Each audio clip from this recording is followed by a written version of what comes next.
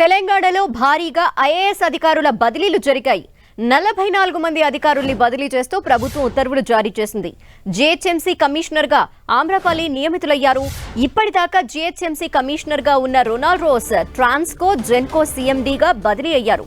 Vigilance enforcement commissioner గా IPS Ranganath, tourism ఎండీగా Prakash Reddy నియమితులయ్యారు. మరిన్ని డీటెయిల్స్ మా ప్రతినిధి కరుణాకర్ అందిస్తారు. కరుణాకర్, భారీగా ఐఏఎస్లను బదిలీ చేస్తూ ప్రభుత్వం ఉత్తర్వులు జారీ చేసింది. భారీ ఎత్తున అంటే మొత్తం 44 మంది ఐఏఎస్లను వివిధ శాఖల నుంచి బదిలీ చేస్తూ ఉత్తర్వులు జారీ చేసిన పరిస్థితిని మనం చూస్తున్నాం.